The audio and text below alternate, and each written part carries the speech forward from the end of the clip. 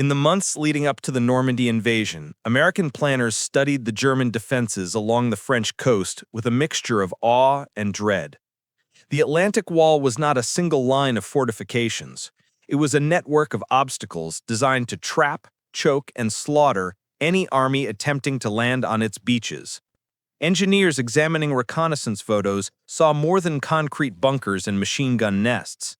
They saw an entire coastline shaped into a weapon. Rows of anti-tank hedgehogs, timber stakes angled toward the surf, tangled metal ramps meant to flip landing craft, trenches deep enough to swallow tanks, craters where Luftwaffe bombs had torn the sand, collapsed sea walls, scattered wreckage from storms, and behind all of it, narrow routes up steep bluffs that were certain to become death traps once the Germans opened fire. American commanders knew that infantry could storm the beaches, tanks could provide firepower, and naval guns could pound the cliffs. But none of these forces could move inland if the beach itself remained a maze of debris and destruction. The first waves would simply pile up against obstacles and die under the guns of the defenders. What the Allies needed was not just courage, they needed mobility. They needed a way to absorb chaos and turn it into order. They needed a tool that could make a path where no path existed, and that tool, they realized, was the bulldozer. It was an unlikely weapon. A bulldozer did not fire shells or bullets. It did not move quickly. It had no armor beyond what engineers welded onto it in field workshops. Yet it possessed something more essential than firepower. It had the strength to reshape the battlefield. With its steel blade, it could fill bomb craters, push aside wreckage, clear lanes through barbed wire, uproot obstacles, and carve ramps up sand embankments. In a landscape designed to trap Americans on the beach, the bulldozer was the one machine that could build an escape route in real time under fire. Planners in both the Army and the Navy understood this long before June 6th. Early briefings warned that if bulldozers did not make it ashore quickly, the first waves could become isolated and pinned down. A single disabled landing craft or destroyed Sherman could block an entire regiment from moving off the sand. The risk was so high that engineers proposed something unprecedented. Bulldozers would land not hours after the infantry, but with them, alongside them, and in some cases, before them. These machines would go ashore in the very first waves, entering the same kill zones as riflemen and combat medics. The decision shocked many officers. Sending unarmored or lightly armored dozers straight into the teeth of the Atlantic Wall seemed suicidal. But the logic was brutal and undeniable. Without them, the landings could not succeed.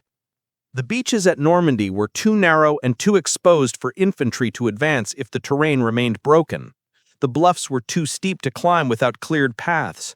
The bomb craters were too deep to cross without being filled. And the wreckage from destroyed boats and vehicles would only grow until it formed an impenetrable wall between the sea and the land. Only bulldozers could fix that. The engineers chosen for this mission trained with an understanding that few in the Army shared.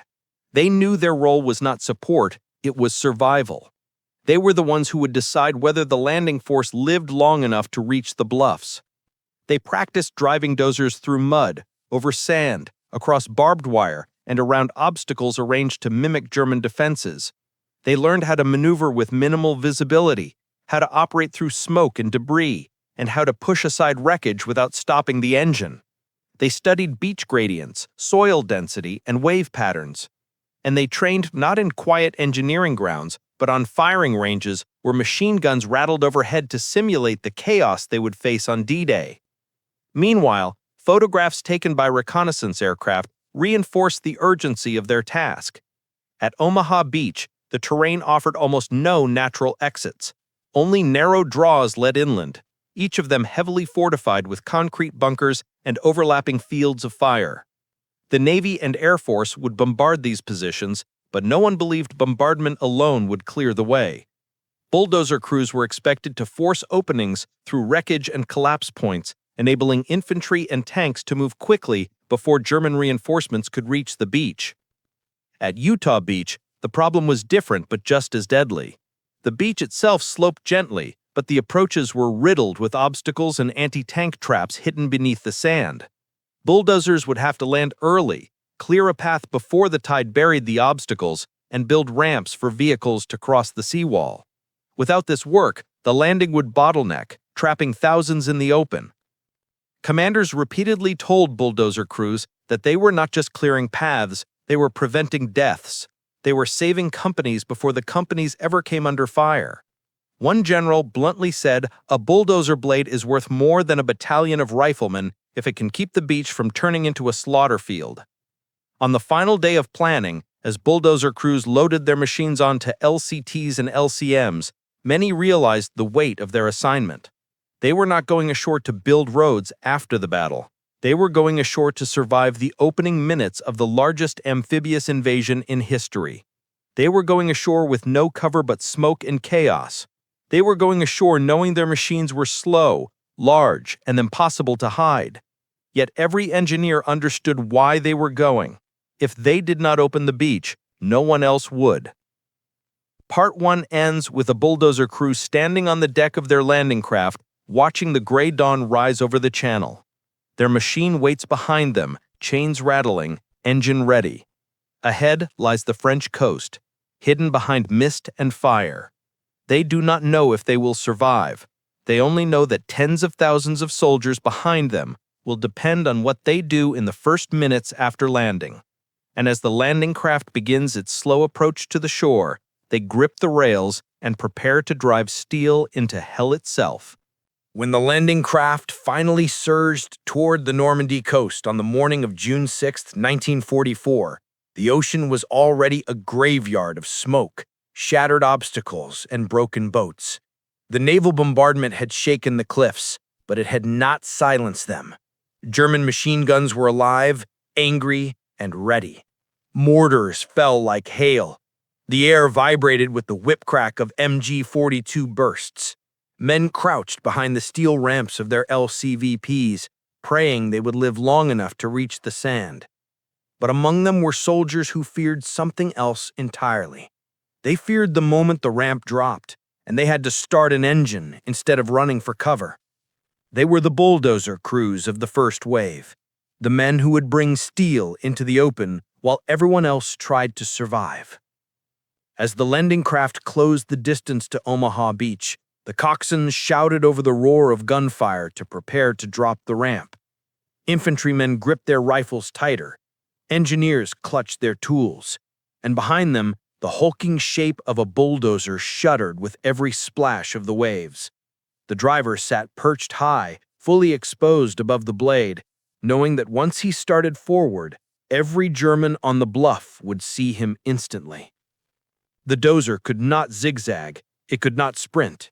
It could only move straight, and yet the mission demanded that he drive without hesitation. The ramp dropped. Chaos exploded. Machine gun bursts shredded the water. Men leapt over the sides or sprinted forward only to fall within seconds. But amid the chaos, the bulldozer's engine roared to life. The blade dipped, the tracks bit into sand, and the machine lunged forward like some stubborn beast refusing to die. The Germans reacted immediately. Every gun that could swing toward the beach pivoted toward the dozer. Sparks burst across the blade as bullets ricocheted off hardened steel. The driver hunkered low, gripping the controls as if holding on to the last solid thing in the world. Infantrymen, stunned by the sight, instinctively ducked behind the bulldozer, turning its blade into a rolling shield. The dozer became a moving wall of salvation. One soldier later wrote that the sound of bullets pinging off the blade was the most beautiful music he had ever heard. He stayed so close behind it that if the driver had stopped suddenly, he would have crashed directly into the blade. But the dozer did not stop. It pushed toward a bomb crater the size of a swimming pool. The crater blocked the entire approach route. Landing craft were piling up behind it, helpless under fire. If the crater was not filled, every boat landing in that lane would become a coffin. The driver pushed the throttle and angled the blade downward. Sand, rocks, and wreckage poured into the crater. All the while, bullets slammed against the steel and mortar bursts erupted around the tracks. When the hole was finally filled enough for a jeep or half-track to pass, the driver did not celebrate. He simply turned toward the next obstacle and kept moving. At Utah Beach, bulldozer crews faced a different kind of hell. The landing force drifted south of their planned zone, landing near an area filled with anti-tank traps and stakes buried beneath sand. The engineers recognized immediately that vehicles would never get inland unless paths were cleared. And so, with German fire cracking across the water, they drove their dozers directly off the ramps and onto sand so churned by explosions that it felt like thick mud. The stakes tore at their blades, shrapnel clanged off their engines. Entire landing craft shifted sideways in the surf, threatening to spill tanks into deep water. But the dozers pressed forward, carving lanes through the obstacles while infantry pressed close behind. One driver at Utah described the moment his dozer became the center of a desperate fight. German machine gunners had zeroed in on his lane, penning down an entire platoon. The bulldozer, already hit multiple times, scraped forward until its blade formed a slope up the side of the seawall. The infantry used the slope as a ramp, climbing over it and pouring fire down onto the German positions. The driver kept the engine running the entire time, refusing to abandon his machine, even when smoke and dust blinded him. What he created in that moment was not just a path, it was a lifeline. As more waves landed behind them, bulldozers multiplied their impact. They pushed burning wreckage aside to open drive lanes. They cleared obstacles so medics could reach wounded men. They dragged disabled vehicles out of the way so the next wave would not collide with them. One dozer crew at Omaha famously dragged the shattered hull of a landing craft off the beach under direct fire. The act opened a corridor that allowed an entire battalion to move forward. Later, an officer wrote of that moment, "Those dozers saved an entire battalion. They were angels made of steel." No part of what they did was glamorous. There were no heroic charges or dramatic firefights. Their bravery was measured in forward motion under fire, in the grinding of tracks, in the slow and unstoppable push of steel against sand and rubble. Yet every minute their engines ran, lives were saved. Hundreds of soldiers found cover behind their blades. Hundreds more reached the seawall because bulldozers had filled the holes, crushed the obstacles, and made the beach crossable. Part 2 ends with one final image. A bulldozer sits at the base of Omaha's bluffs, its engine smoking, its blade dented and scorched. Around it, infantry scramble up a path that did not exist minutes before. The driver wipes blood and sweat from his face, looks back toward the water, and sees the next wave approaching. He restarts the engine. The work is not finished. The beach must be opened, and only he can do it. The chaos on Omaha and Utah did not end once the first dozers carved their initial paths. In many sectors, the beaches remained killing grounds long after the first wave had landed. Bodies, burning vehicles, capsized landing craft, and shattered steel obstacles created a maze of death that trapped entire American companies in pockets of fire with no way forward and no way back. German gunners positioned high in concrete bunkers overlooking the surf poured relentless fire onto these men. Machine guns swept the sand. Mortars crashed down with terrifying accuracy. Every attempt to move resulted in more casualties. It was in these moments, when infantry felt completely abandoned by fate and pinned beneath an impossible storm of bullets, that bulldozers became something more than machines. They became the only hope left. The survivors on the beach would later say the transformation happened in seconds. One moment they were pinned behind a half-submerged landing craft, unable to move a meter without drawing fire. The next moment, they heard the unmistakable roar of a diesel engine behind them. Through smoke and sand, the silhouette of a bulldozer appeared, crawling slowly toward them like a steel beast rising out of the surf. The blade caught the morning light, scarred and pitted from earlier impacts, but still intact. And behind that blade, crouching low with rifles ready, came an entire line of infantrymen who had been waiting for a chance to break free. The bulldozer driver did not hesitate.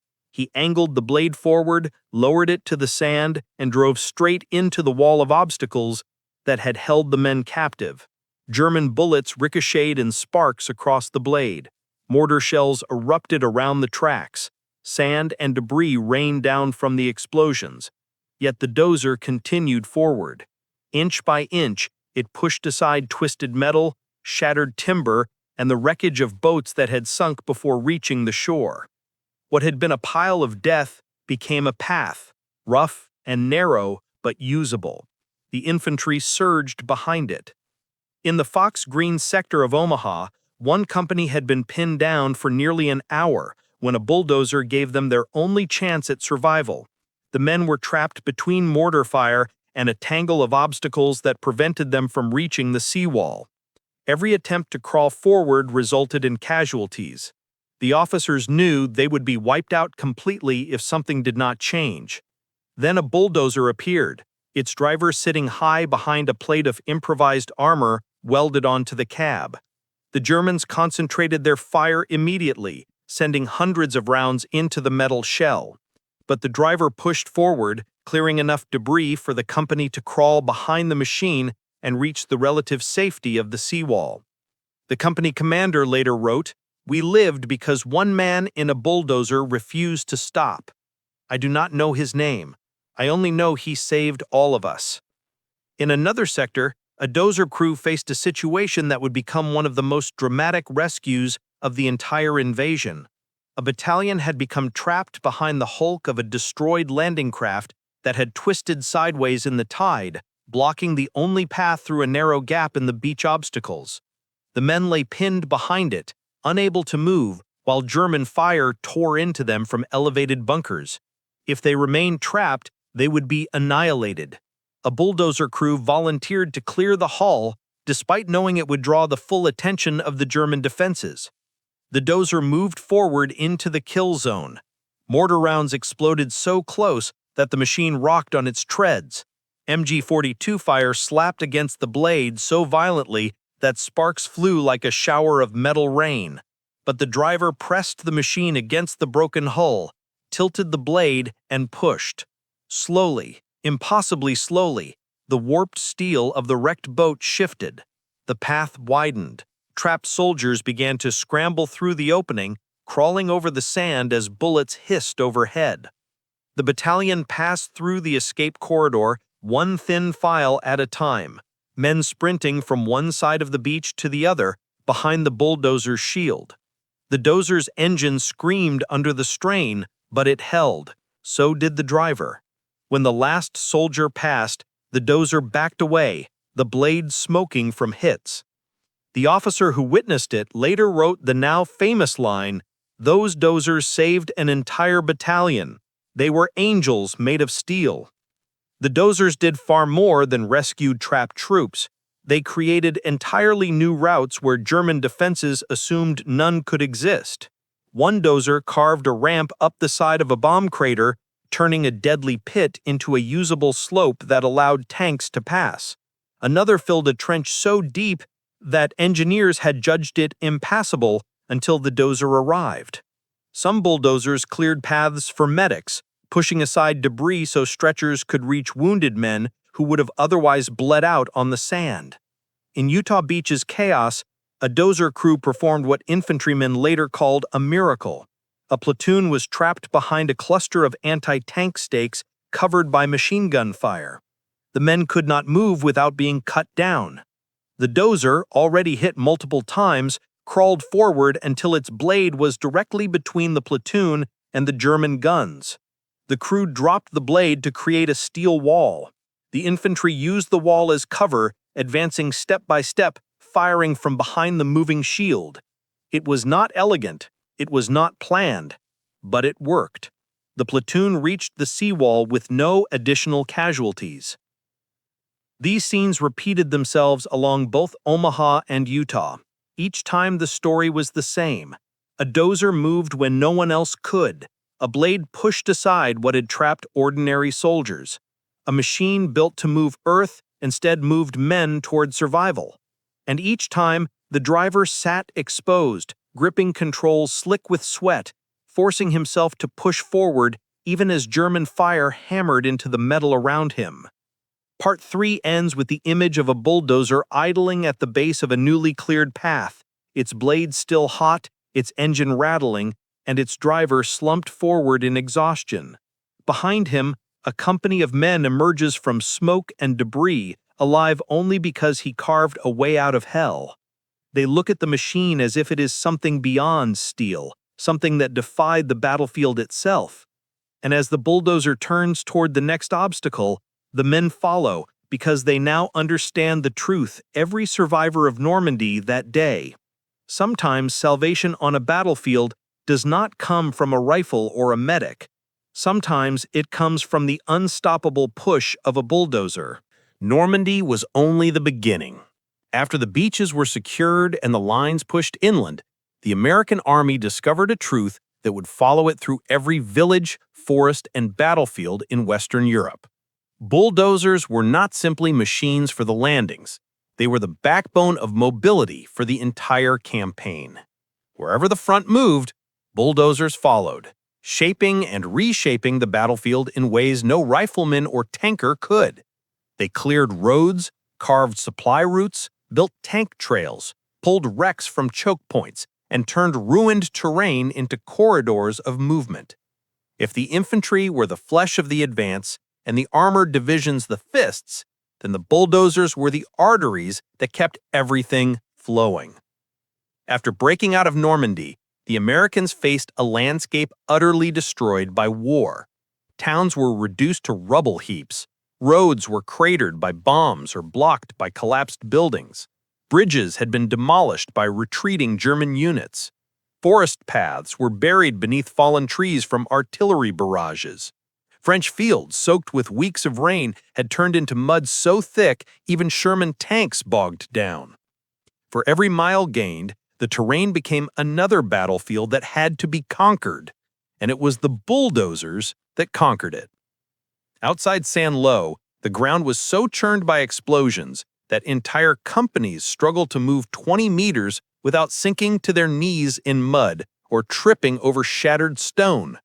Bulldozers became the only machines capable of pushing through the devastation. With their steel blades, they carved new paths alongside destroyed roads, leveling ground so trucks and tank destroyers could pass. Engineers remembered the way infantry officers would stand at the edge of a ruined street, point to a pile of debris higher than a man, and simply say, "Make us a road." And the bulldozers did. Sherman tanks relied heavily on bulldozers during this period.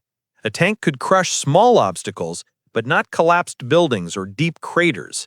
A tank could not pull another tank from a ditch without risking immobilization, but a bulldozer could. In one engagement near Marigny, 2 tanks had become stuck in a shell crater while trying to flank a German position. The enemy fire pinned them down, and escape seemed impossible. A bulldozer, its blade raised, drove straight across open ground under fire, dropped the blade behind the crater, and pushed both tanks free. The tankers later joked that the dozer had the armor of a battleship and the stubbornness of a mule. The truth was simpler. It did what nothing else could. As the Americans pushed toward the German border, the destruction only intensified. In the Hürtgen forest, the terrain became a nightmare of mud, shattered trees, and hidden ravines. Bulldozers cut paths for infantry and vehicles alike, pushing aside trees that had been blasted into tangled walls. When roads collapsed under the weight of rain and artillery, bulldozers rebuilt them by shoving fallen logs into the gaps and layering them with earth. When tanks or trucks slid off the narrow forest trails, bulldozers dragged them back with the same steady determination they had shown on Omaha. Their blades became battering rams. Their engines became the pulse of movement. The work was exhausting. Bulldozer crews often operated for 20 hours at a time. Smoke from their engines mixed with the smoke of burning forests. Artillery shells slammed into the trees above them, showering them with splinters and fragments. Yet they continued because the entire advance depended on them. When infantrymen saw a bulldozer approaching through the trees, its headlights dimmed, its tracks grinding through mud, they felt something like relief. It meant they would not be stuck in that miserable forest forever. It meant they could keep moving. In the Battle of the Bulge, bulldozers became lifesavers once again. The Ardennes forest, blanketed in deep snow and ice, became a frozen labyrinth where nothing moved easily. Roads vanished beneath snowdrifts, vehicles slid into ditches, supply trucks were trapped behind fallen trees that German forces had deliberately knocked down to block the routes. Bulldozers went to work in temperatures that froze exposed skin. Their engines groaned in the cold. Their blades scraped against ice so hard it sparked, yet they carved open the narrow roads that allowed American reinforcements to reach Bastogne. They pulled trucks free from snowbanks, they cleared firing positions for artillery crews, and they opened supply routes that determined whether surrounded units lived or died. One engineer recalled that during the Bulge, the bulldozer became the most important vehicle in the entire theater. Tanks were useless without roads, trucks were useless without clear lanes, artillery was useless without places to emplace their guns. A bulldozer, however, made all of those things possible. The soldier wrote, "A dozer could turn a snowed-in trail into a highway. It could turn a collapsed road into a lifeline. It could turn a forest into a path." Sometimes that was all we needed to survive. Outside St. Lo, the ground was so churned by explosions that entire companies struggled to move 20 meters without sinking to their knees in mud or tripping over shattered stone. Bulldozers became the only machines capable of pushing through the devastation. With their steel blades, they carved new paths alongside destroyed roads, leveling ground so trucks and tank destroyers could pass. Engineers remembered the way infantry officers would stand at the edge of a ruined street, point to a pile of debris higher than a man, and simply say, "Make us a road." And the bulldozers did. Sherman tanks relied heavily on bulldozers during this period. A tank could crush small obstacles, but not collapsed buildings or deep craters. A tank could not pull another tank from a ditch without risking immobilization. But a bulldozer could. In one engagement near Marigny, 2 tanks had become stuck in a shell crater while trying to flank a German position. The enemy fire pinned them down, and escape seemed impossible. A bulldozer, its blade raised, drove straight across open ground under fire, dropped the blade behind the crater, and pushed both tanks free. The tankers later joked that the dozer had the armor of a battleship and the stubbornness of a mule. The truth was simpler. It did what nothing else could. As the Americans pushed toward the German border, the destruction only intensified. In the Hürtgen forest, the terrain became a nightmare of mud, shattered trees, and hidden ravines. Bulldozers cut paths for infantry and vehicles alike, pushing aside trees that had been blasted into tangled walls.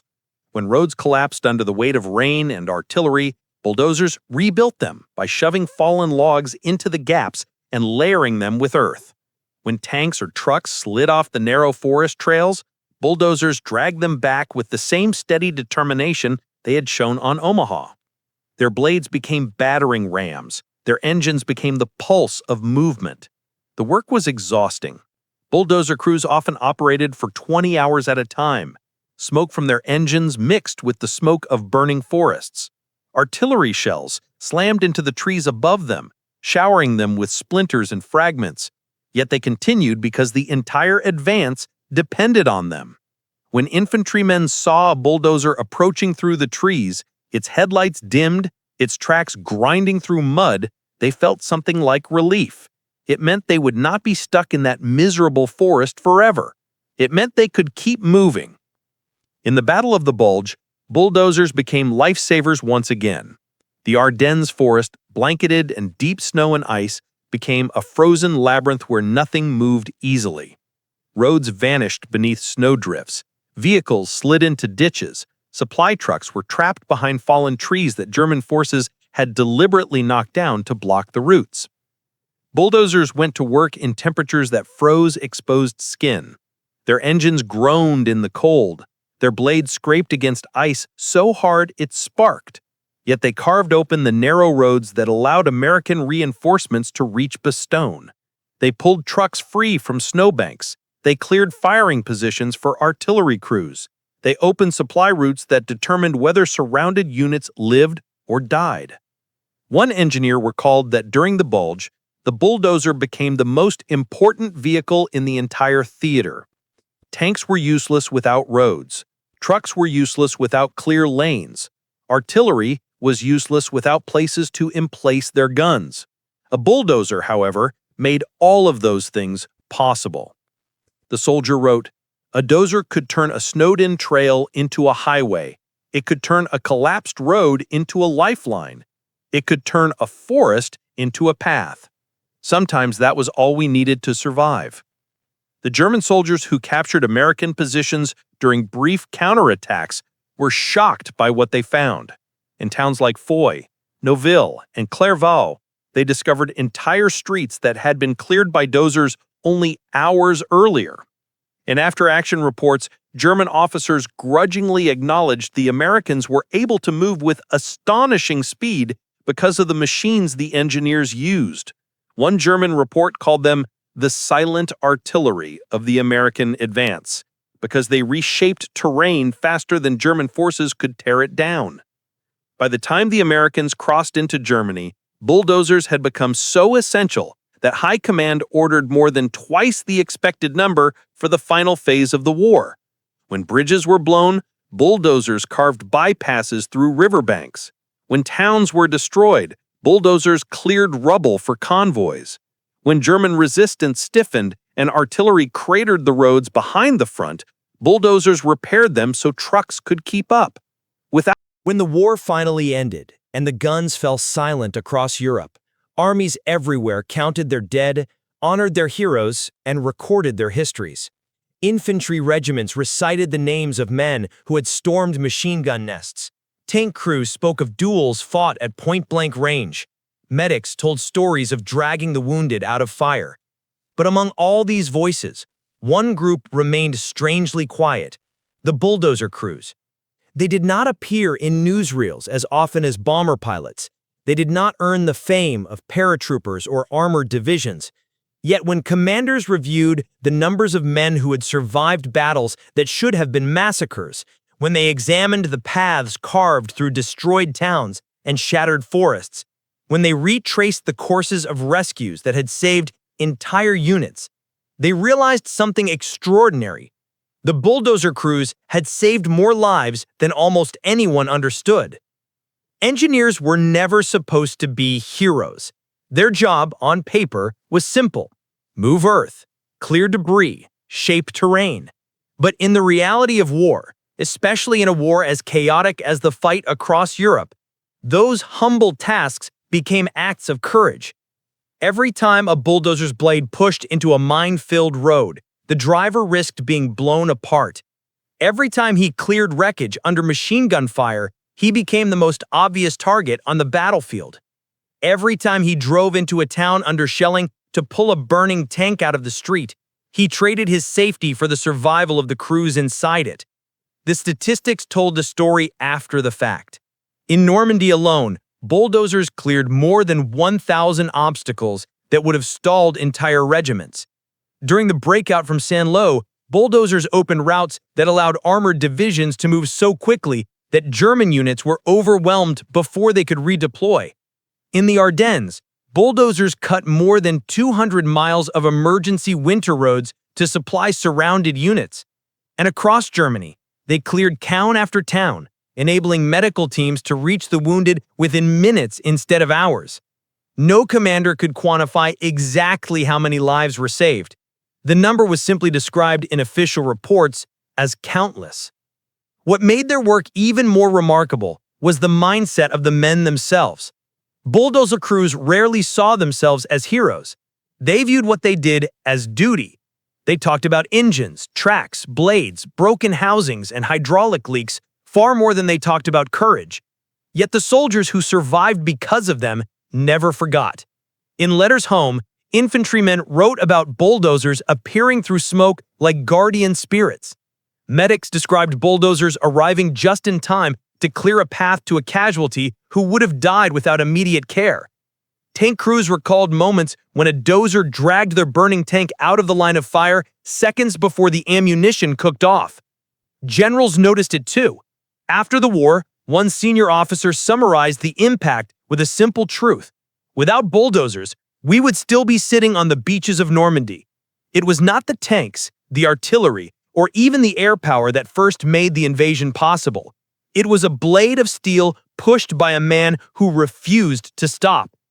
Another officer wrote that bulldozer crews saved more soldiers than any single medical battalion because they prevented entire companies from being trapped and slaughtered. In interviews conducted decades after the war, German veterans spoke with a mixture of admiration and disbelief. They had expected American armor and air power. They had expected superior logistics, but they did not expect bulldozers to turn battlefield destruction into new roads almost instantly. One German soldier remembered watching a bulldozer push through a street that his unit had intentionally collapsed with explosives. "We thought it would take them a day," he said. "It took them an hour." Another recalled that every time they blew down trees or cratered roads to slow American tanks, bulldozers arrived before the smoke cleared. The enduring legacy of the bulldozer crews was not carved in medals or monuments, but in memory. Among the infantry, they became legends. Men told stories of the Steel Angels who saved them at Omaha. In armored units, they became good luck symbols. Whenever a bulldozer arrived at the front, tank crews cheered because it meant they would not be stranded or surrounded. In medical companies, bulldozers were regarded as extensions of their own hands, clearing the way to save the wounded. But perhaps the most powerful testament came from a simple photograph taken near the end of the war. In the image, a lone bulldozer stands in the middle of a destroyed German village. Its blade is coated in dust. Its driver leans against the engine housing, exhausted, his uniform dark with sweat and oil. Behind him, a column of infantry walks past along a road he carved minutes earlier. None of them look back. They are focused on the fight ahead. The bulldozer driver watches them go, wipes the grime from his face, climbs back into the operator's seat, and prepares to clear the next obstacle. It is a snapshot of the war as only bulldozer crews understood it. Endless work, endless danger, endless lives saved. Part 5 ends with this quiet but powerful truth. In a war defined by tanks, bombers, and battleships, the machine that saved the most lives on land was a bulldozer. And the men who drove them were not just engineers. They were the guardians of every soldier trapped by obstacles, the rescuers of every company pinned by fire, and the silent architects of every American advance. They were, as one survivor wrote, not angels with wings, but angels made of steel. And we lived because they kept moving forward when no one else could.